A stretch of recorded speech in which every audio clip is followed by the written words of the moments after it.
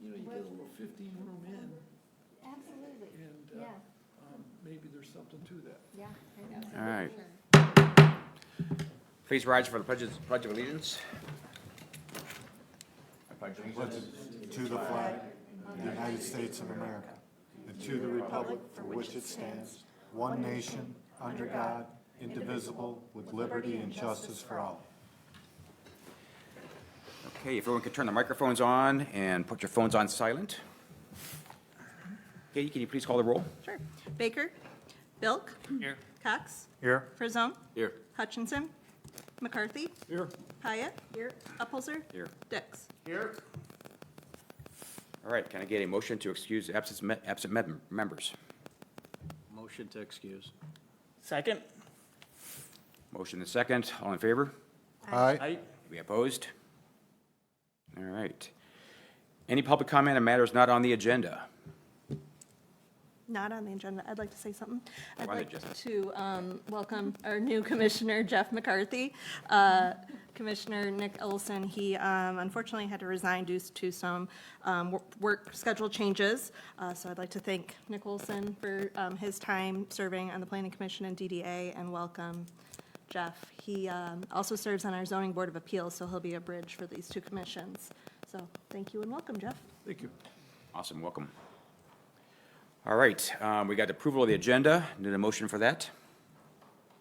Motion to approve the agenda? Second. All right, got a motion and second. All in favor?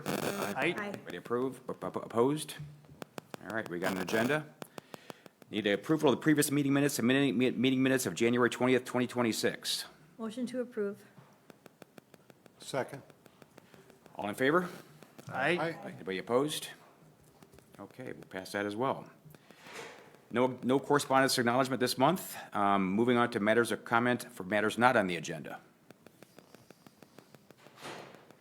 All right, moving on from that. No unfinished business. I think we're moving into new business now. Jane, you got some things for us? I do, thank you. So our first item this evening is the 2025 Annual Planning Report. This is a requirement of the Michigan Planning Enabling Act. This is a report on your 2025 activities, and then also a proposal of a loose work plan of some goals for this coming year, 2026. So I'll just briefly kind of overview this. The goal is to share this with the other boards and staff, and we create some consistency so everyone is aware. So this can be approved and then motion to share with the council. The Planning Commission met 10 times throughout 2025. There is a statutory requirement that you must meet 5 times, so we far exceeded that. Most of the reviews and applications that the Planning Commission received were sign reviews, and we did conduct a training and set a training schedule, which we will continue in 2026. The zoning ordinance update was in process in 2025, and in 2026, in quarter 2, the Planning Commission, I hope to have a draft for review for this body. And then I want to continue, as I mentioned, the training opportunities that were shared last year, and we're kicking that off tonight with our next agenda items. So happy to answer any questions, but it is kind of just a brief overview, and want to kind of make sure that we're in compliance, but also a best practice in terms of sharing the Planning Commission's activities with the council and other boards. All right, thank you, Jane. Any comments on the report? Any questions, concerns? If not, would be looking for a motion to accept it as written and with a recommendation to present it to council. Motion to accept? Second? Second. All right, got a first motion accepted, seconded. All in favor? Aye. Opposed? Okay, we'll get that forwarded on to council. And then, Jane, you want to take us through the training presentation? Yeah, thank you. So our last training was, I believe, in September. We kind of overviewed the role of the Planning Commission, the master plan, the zoning ordinance, and this evening I really want to dive into planning and zoning approvals and just a refresher for some of you and maybe some new information for others in terms of what the Planning Commission's role and how to conduct these types of approvals and reviews. So site plans are obviously the main purview of the Planning Commission. The legislative body appoints the Planning Commission to uphold the zoning ordinance, and that's a quasi-jurisdiction, judicial decision. So when you're reviewing a site plan, you're making sure that it's compliant with the ordinance, but you're also just generally looking for site planning principles. So making sure that, you know, the preservation of natural features and the landscape are consistent with the site and the surrounding area, understanding compatibility with surrounding uses, if there should be buffering, understanding the safety of vehicular and pedestrian circulation, adequate emergency access, and then control of exterior lighting are some of the main things.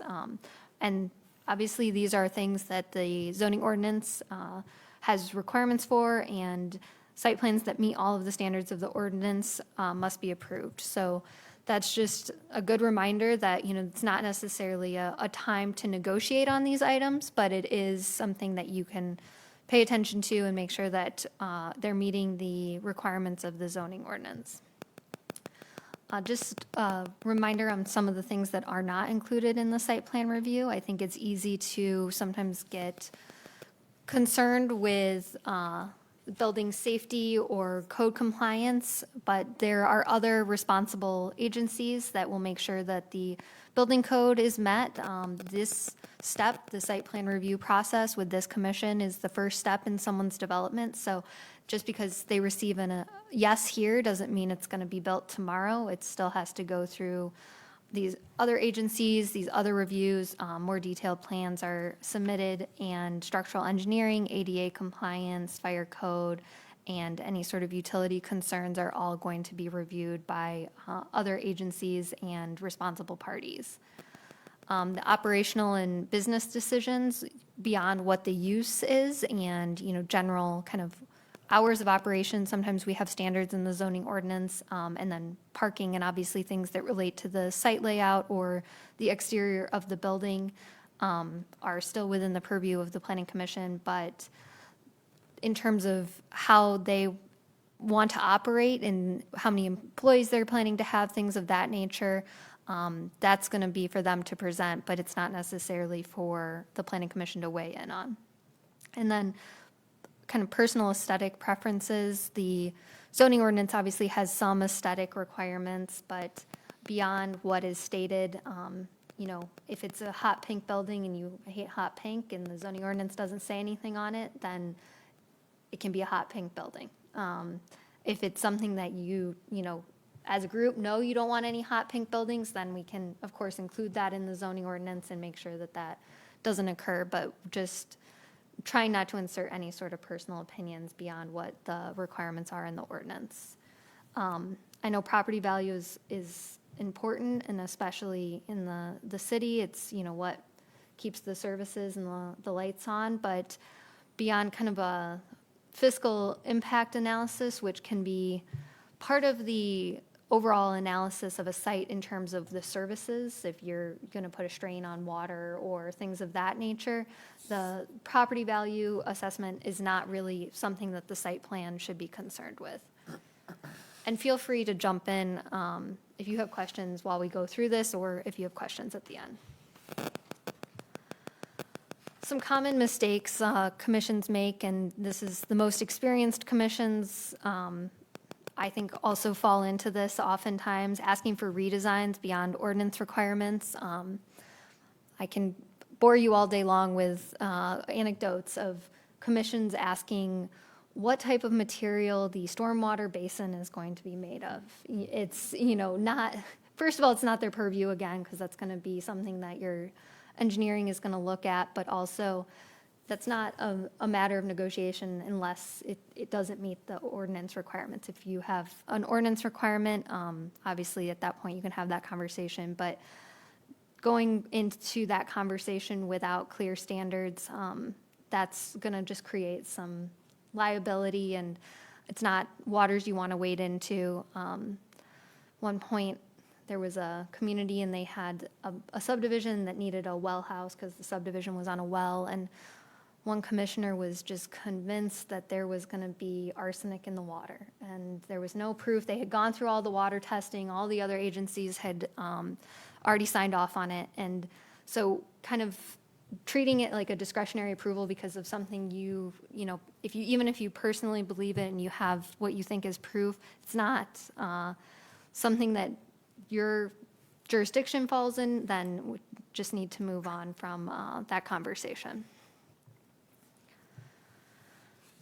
So getting into the use discussion, which is obviously beyond just the physical site plan and site improvements, permitted uses are uses that the council have already decided that's, appropriate for that area. The zoning map has designated that these uses can occur in these areas. There's a use list associated with that zoning district. And so the question becomes, does this project meet the standards? There might be use-specific standards associated with a use, but it shouldn't be that, is this use allowed? Because it's already defined. I know it can become a little bit murky and sometimes a point where I know professionally as well to kind of trip over where if you don't have every single use listed out, then you can get into this question of, well, is this allowed? Oftentimes use categories are used to provide flexibility so that there's never going to be a perfect zoning ordinance where every single possible use is listed and someone's going to come in with a really creative business idea. And so you hope that you can kind of classify these uses within use categories and focus on regulating the impact rather than defining every possible use that might come into the city in terms of an inquiry. I think this important when you're thinking about these use categories is it similar? What is the impact? Are the impacts similar to some, this use category? Are other uses listed in that category? And then going from there. Obviously, there's also a mechanism for special land use. So these are uses that are not necessarily permitted by right, and they have conditions that must be met for them to be determined appropriate for the site and the zoning district. So those typically will have to meet the use standards in the ordinance, generally for the special land use, which is typically, does it meet the intent of the master plan? Is it going to create harm, noise, odor, pollution, things of that nature? And then in some cases, as I mentioned, with permitted uses, you also will occasionally have a special land use specific standard for instance, a drive-through restaurant or bank, and that might be concerned with how many parking spaces are going to be able to line up to get into that drive-through so you're not backing out onto the street. Things that are specific to that type of use will be defined in those standards. But the question shouldn't be, does this personally work here, or do we think this should be allowed in the district? If it's a special land use, the question is, okay, it's allowed, but does it meet these conditions? And those conditions must be directly defined in the regulatory language of the zoning ordinance. Any questions? Okay. So as I mentioned, kind of interpreting the uses that aren't explicitly listed, I think the question then becomes, is the proposed use sufficiently similar to the permitted use or use category listed in the ordinance? And those are, what's the function and activities, what's the intensity of the use, the traffic generation, the noise and odor impacts. The scale and physical form will typically already be governed by the site standards and development standards, but the relationship to the surrounding uses also will likely be defined in these other listed uses that are included or use categories in the zoning ordinance.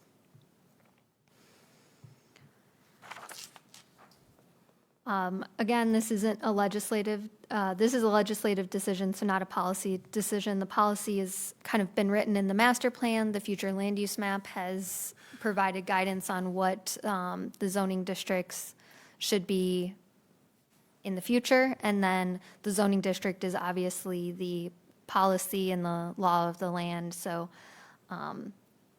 not creating new use categories on the fly. That's, again, something we can go through in a zoning amendment process. And we're not, when we're going through the review process, we're not kind of creating zoning policy during the site plan.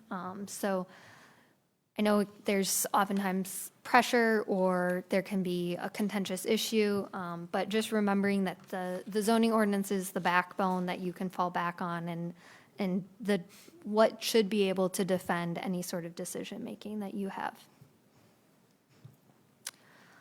So on that note, in terms of the public and public input, I think the way that the commission conducts public comment is very important, and can always be surprising what someone might be upset about, or you just never know exactly what someone's point of view is when they're coming to the podium. But everyone must have the opportunity to speak and present evidence during public comment. That doesn't mean that you can still put time limits on public comment. You can make policy around the public comment in terms of how many times someone can come up to the podium. Generally, asking for a name or an address is a best practice.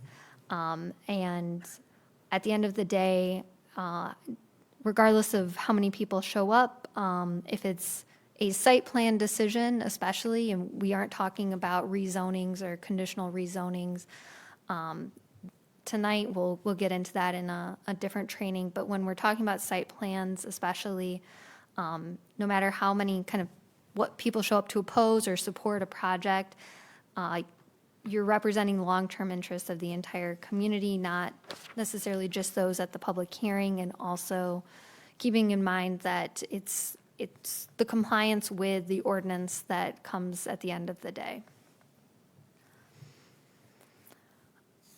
General rules for the public and public comment, and I think this helps a meeting run smoothly and also makes your decision-making process a little bit easier. All comments should be directed to the chairman. Trying to limit that crosstalk with folks at the podium is important. It's easy to want to alleviate some of the, maybe if it's an especially emotional response, to alleviate some of that from a member of the public, but it's important that we remain within our Robert's Rules of Orders. All of the comments from members of the board as well go through the chairman, and as I mentioned, you can limit speaking time, limit the number of times one person can speak. And then most importantly, after public comment is closed, it should remain closed so that you can go about your business and make the decision at hand. Quick question. When Yeah. you say limit, one person may speak the number of times, is that per evening or is that through a calendar year? No, it's typically per public hearing. So even if you have multiple, on your agenda, you have 2 opportunities for someone to speak. Okay. They can get up at whatever periods they have the opportunity to speak, but within that one period, Okay. You can limit it at that point. And just one note on the speaking time, council adopted an administrative policy that calls for a limit of 3 minutes per speaker, per time. So essentially, each person, if they wanted to speak at both public comments, would have a 6-minute total.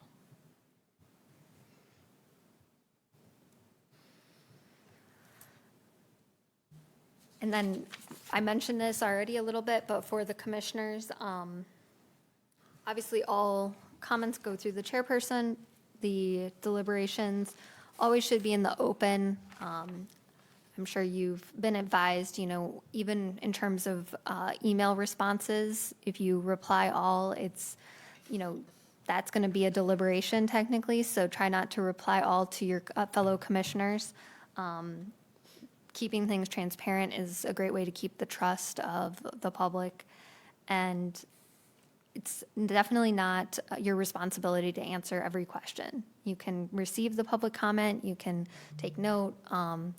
It's part of our responsibility as a planner and administration to be your support and provide answers. We can do that in a number of ways. We can release official documents. We can follow up with that person individually, but don't feel like you have to answer every question that might come up at a public hearing or public comment period. And know that if you need to take a recess, that's always available to you as well.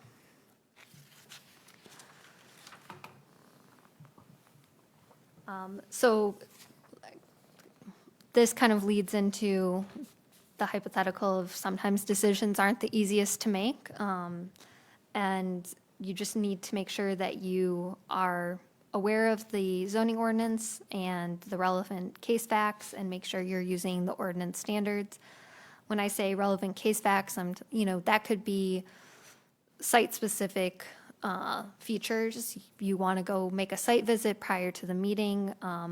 Your observations, that's relevant to the case. Project narrative that an applicant provides and defining some of the traffic circulation or things of that nature, those are all relevant case facts. So it might be things that are outside of exactly what's on the site plan or in the zoning ordinance, but again, remember that your scope is still looking at whatever the ordinance pertains to.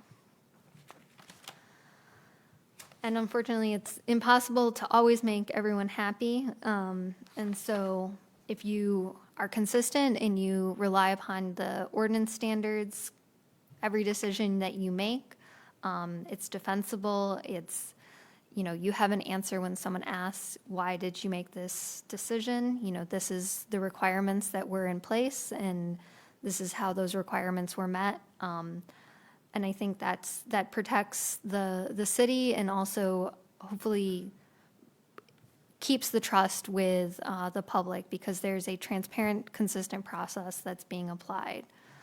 And, you've recently updated your master plan, and as we mentioned, we're actively looking at the zoning ordinance. And so it is reflective of what the community, that, your master plan isn't from 20 years ago and all of these things have changed. So you can rely on that document as well as a relevant statement of facts when decision-making comes up. And then when you're coming to the decision, making motions is very important so that you have your written, documentation of what the decision was. The action can be an approval or an approval with conditions, a denial or tabling, but unless you're tabling, you should provide some sort of relevant fact of why it's being approved. It can be as simple as, a motion to approve this site plan because it meets the zoning ordinance requirements. If you're taking a condition and putting that in your motion, make sure that the condition has a direct relationship to one of the standards. So if it's, your one lighting fixture isn't meeting these requirements, but we're happy with the rest of the site plan and we know you can administratively change that, you say specifically this needs to be brought up to this standard and this is who we expect to do that check at the end of the process when you resubmit. So make sure that you know who the responsible party is to see that that action is completed. And be comfortable making reference to the relevant sections of the ordinance and staff reports. And, I try to include the relevant ordinance sections in the staff reports, so hopefully it's all in one place for you. But those are key pieces that can be included in your motions as well. So that's kind of a quick run-through. We'll talk about the planned unit development and rezonings and conditional rezonings at a different meeting, but I wanted to provide this as kind of the primer on site plan decisions and special land uses and uses. But I'm happy to answer any questions or any discussion that anyone has.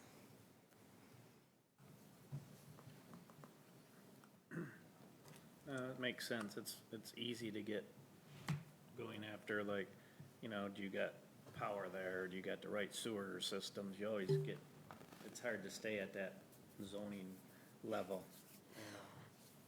And it comes from a place of concern, good concern, but it's, yes, it's, Not our role. exactly. High roll, yeah.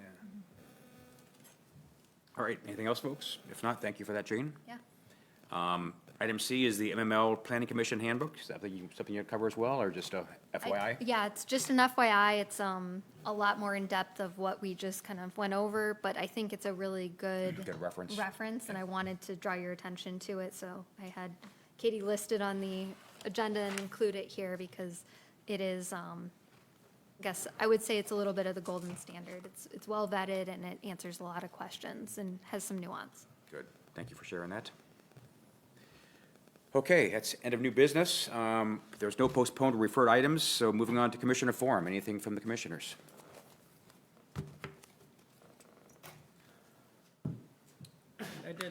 Whatever, it's kind of irrelevant maybe, but we had a big discussion here about the sale of Captain Jim's and the parking lots and all that. Did anything ever come of all that? Is there any updates? There's no update. Where we last left it with the parking was that it's not in the planning commission's Right, jurisdiction, right. so Was it completed or, or it's, there's, nothing? there's nothing that other is. bodies to Yep, deal with. Yep. I was just curious if that's sold and has parking somewhere been approved or what? Yeah, it's not, I did I notice have that there's a no new sign over at updates, the, yeah. Oh, at is the there? GBY that says this is for our member parking only, no longer says parking for Captain Jim, so. Yeah, that's been there Mm-hmm. for a while. Yeah, okay. Anything else for Commissioner Forum? If not, we need a motion to adjourn. Motion to adjourn. Second? All in favor? Aye. Anybody opposed? All right, this meeting is adjourned, and we will move over to the DDA meeting. The mayor is not with us tonight, and he asked me if I would also chair that meeting, so I will take responsibility for that. We will skip the Pledge of Allegiance and move into the roll call for that. Katie? Schumate, Baker, Bilk, Here. Cox, Here. Frisone, Here. Hutchinson, McCarthy, Here. Hyatt, Here. Upholzer, Here. Dix. Here. All right. And I need a motion to excuse the absent members. Motion to excuse absent members. Got a first and a second. Everybody approved? Everyone approve? Anybody object? Okay, that passes. Any public comment? All right, no public comment. Moving on to approval of the agenda. Need a motion on that? Motion to approve. Motion to approve. Got a motion and a second. All approve? Say yes. Aye. Aye. Anybody oppose? All right, we're good on that. Approval of the previous meeting minutes of January 20th, 2026. Need a motion on that. Motion to approve, DDA minutes 26. Got a motion, need a second? Second. All in favor? Aye. Aye. Anybody opposed? All right, passes that. There's no correspondence to acknowledge, so moving on, no unfinished business as well. New business, we got the DDA visioning session, and I think, Jane, were you gonna cover something on that, or? Rachel. Or Rachel, okay. yeah. So I have a presentation, so let me pull that up and we'll go through it.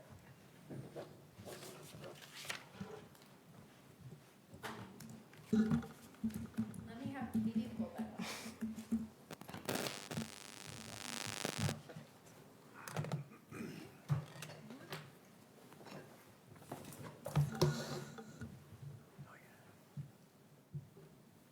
Why is it doing that? Is that just gonna be me using that?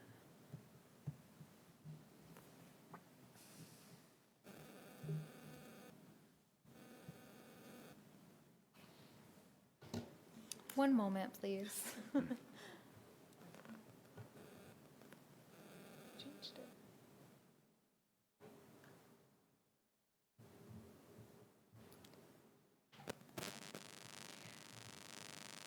So, this is my first time actually talking to you guys significantly about the DDA. I think, one, it's important to recognize that I'm your DDA director.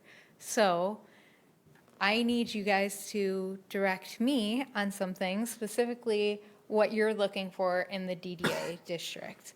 I went through the TIF plan and some of the other plans, and I put together just excerpts from those that I want to go through with you tonight. My goal is to give you guys this information. I will email it to you afterwards, and I have 3 questions at the end that I want you all to think about and privately email me so that I can consolidate all the information you give me, all the feedback, and try to work effectively as your DDA director. So first, I looked at the TIF development plan goals from the 2022 amendment and reinstatement of the tax increment financing and development plan. So the first goal in there was to ensure that public infrastructure is maintained and improved so that it supports and encourages additional private sector investment. This is what you primarily worked on over the last year with the DDA bond. So the second is to redevelop the downtown area with emphasis on developing a quaint business district with independent retail, restaurants, and other related services oriented toward the waterfront with emphasis on entertainment and specialty services with residential uses located above. And this includes the eventual conversion of parts of the Marina District from dry dock storage to new business. So you can also see in the picture, it's a little grainy on that screen, but that's what I would consider the downtown hub. Obviously, the DDA district is larger than that, but this is really the main thoroughfare for our DDA. So again, that's what the goal says. It's the goal you guys set. So what I'm going to ask you at the end is how do you vision this goal taking place, and how do you want me to effectuate that with you? So additionally, another goal is to encourage regional commercial and essential businesses along the West Jefferson Avenue corridor where larger, more accessible, and developable vacant land is available. And you can kind of see in that picture, there's a very large vacant space there. So that's just one of them on the Jefferson corridor. But There's the other side as well. They're privately owned, right? Those lots, the city Yes. doesn't own them, so. Yes. So that's wetland too. So that's why the word encourage is there, to encourage regional, commercial, and essential businesses. I'm not sure that anyone is interested in utilizing any city property for any private businesses. That's a different discussion that ultimately council would have to be involved in as well. But how do we encourage people to bring more businesses in is essentially what that is. Additionally, encourage redevelopment of vacant industrial areas. One that was called out in the plan was south of the former McLuth Steel and Furlox Metals property. So that's there as well. Expand non-motorized network throughout the downtown district area and ensure connections with adjacent networks. Again, that's something that has been worked on over the last few years. And you can see that in that image. Assist private sector investment that supports the Marina District uses and encourages the creation of unique and specialty commercial uses.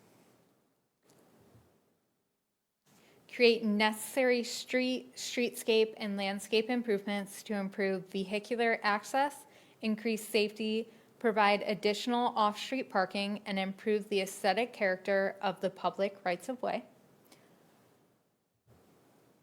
Okay, now I also took a look at the 2024 resident survey. And one of the questions that stuck out to me was, what makes Gibraltar so special? The themes for this were community and friendliness at number 1, with small town feel and water, proximity to water and nature, following very quickly after that. Also, safe, quiet, and peaceful, events, activities, and businesses, and family-oriented with schools. Of those top 3 categories, some of the subcategories are for community and friendliness, sense of togetherness, friendly people, and general atmosphere. For the small town feel, quiet, calm, golf carts is on there, which is everyone's favorite topic, I know. It being walkable. And then for water and nature, lake and river access, boating, fishing and parks, and scenic beauty.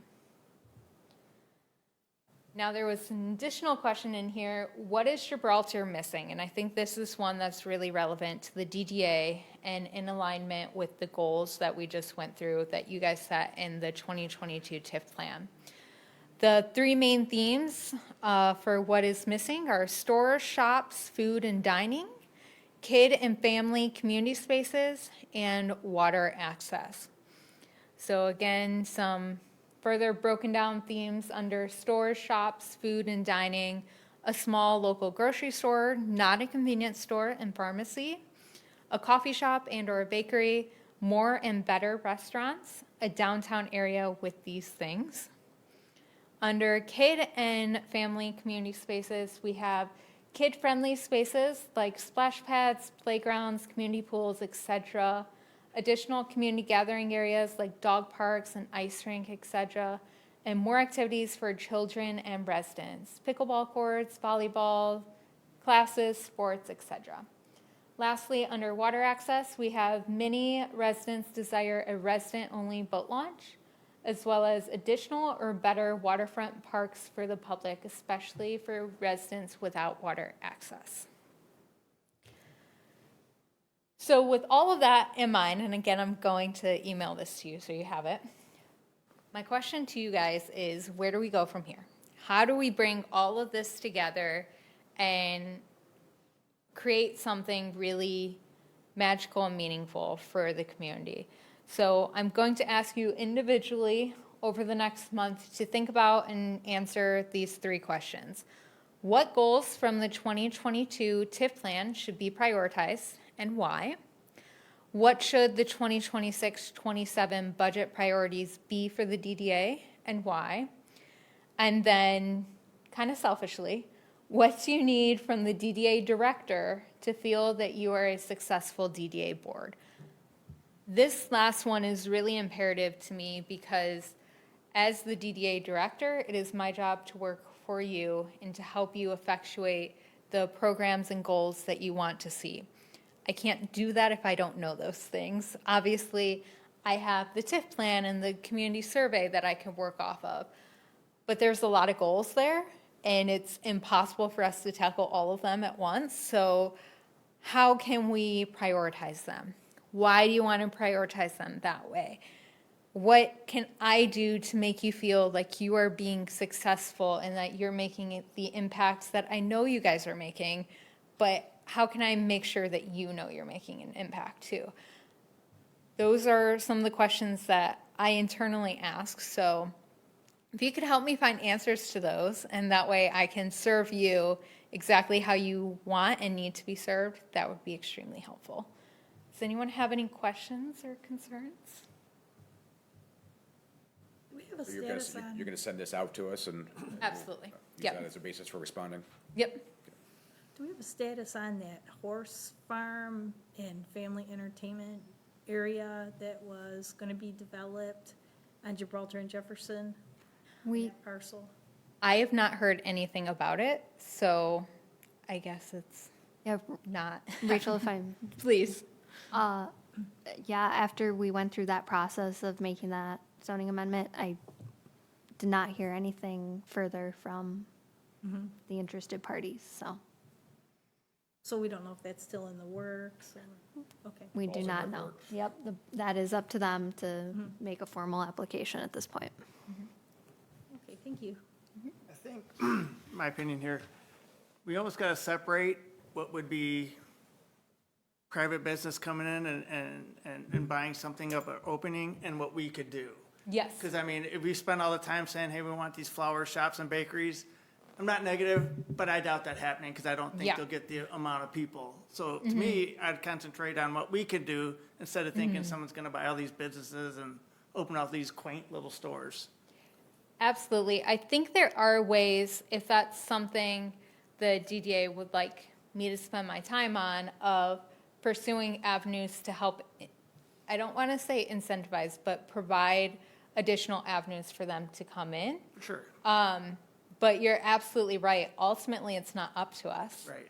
All we can do is create a pathway and create resources and our time.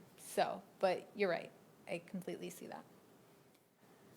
Has anyone purchased that property, or are they intending to purchase that property between BP and River Billies? Not that I'm aware of. Jane, have you heard anything? Yeah. I mean, what's that even zoned as? Is it zoned business, industrial, light industrial? I mean, that's, Portion of it is commercial and portion of it is residential. The portion that's residential is, my understanding, is largely undevelopable because of some of the, swamp. yeah. Yeah. So the portion that's probably actually developable is looking at commercial. Right. Thank you all for allowing me to present that with you I have a tonight. question. Do we know how much that is?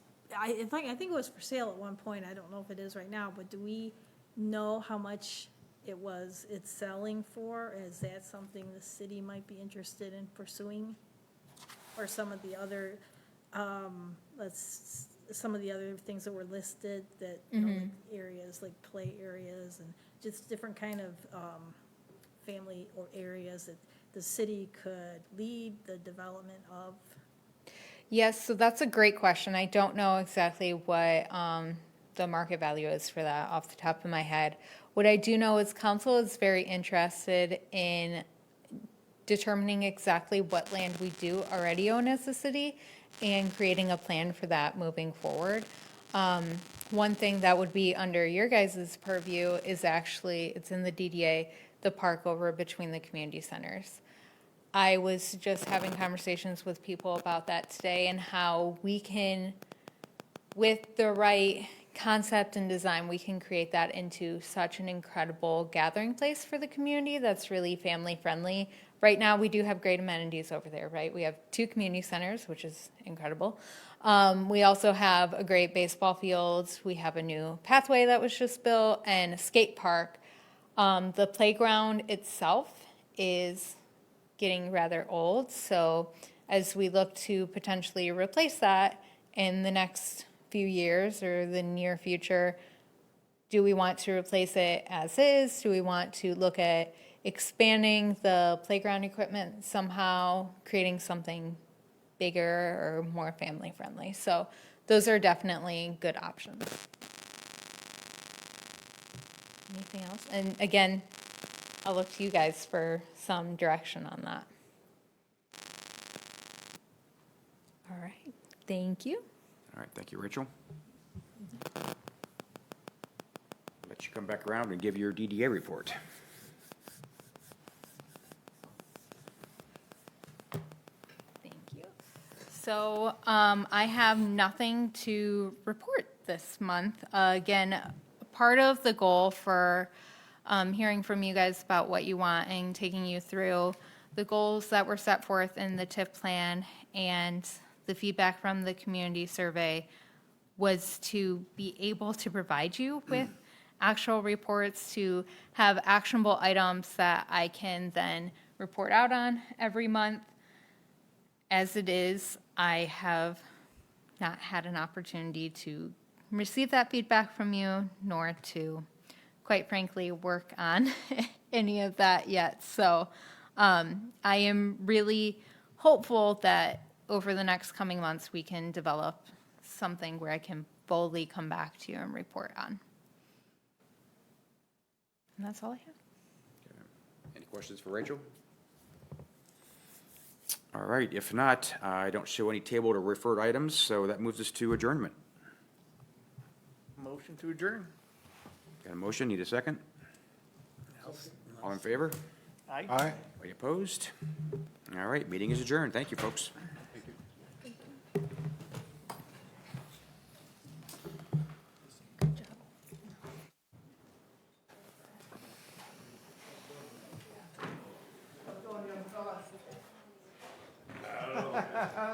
Still moving. Yeah, you're above ground, right? Yeah, I'm getting up to 2.5, 3 miles. I miss walking down, man. I was walking 2 or 3 miles a day. That's what inspired me, you know what I mean? It's kind of hard to walk, and I'm standing there for quite a bit, not that I am very, yeah, I miss walking the time. I retired in '07, so I don't know about that. All I do is try and get out and get 5 miles.